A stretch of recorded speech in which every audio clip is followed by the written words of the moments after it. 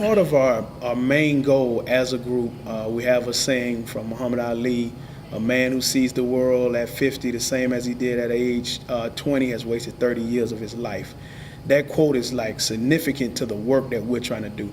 So our whole purpose is to develop the minds of men so they don't have to stay in that arrested development state, to let them know that they can liberate themselves by not holding on to those traditional themes of manhood. We're not saying that all elements of traditional masculinity is bad, but the problematic ones we want to address. We're trying to do more of like implementation of the advocacy part, where we're asking men to actually step up and own this issue and to take onus in this issue and to go out and address other men. Women have been on the front line forever.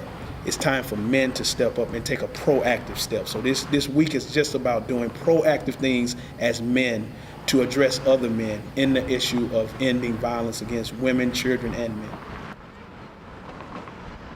When we look at men commit over 98% of violence. So what we're trying to do is kind of shift our focus and our way of thinking about this issue from a proactive prevention method, meaning that it's going to take men to ally and join with women in this fight, where men can no longer sit on the sideline as bystanders. And we really are addressing like the good men who stay in silence, because we know it's a small disproportionate amount of men who actually commit violence. We want those good men to create an environment where that's frowned upon so the bad guys can't thrive. Have you all looked at the news of the young man that was your age? He killed himself in Georgia last week. Did you all see that? Young man, he was playing football and then he killed himself. You know why he killed himself? Because his friends was bullying him. He actually went home and committed suicide. Because that's sad. Now let's put this here. Okay, all it would have took is like a couple of the guys, a couple of you, this table here, to stand up to the fellas that was bullying him and say, hey man, that's not cool. You know, it's not cool to do that. But because he was isolated and bullied, he actually went home and killed himself at your age. All that life he had to live. So again, fellas, we can't just pay attention to how Chris Brown, we have to look at how we treat each other. Respect. What is respect to you all? What does respect look like? Yes, sir.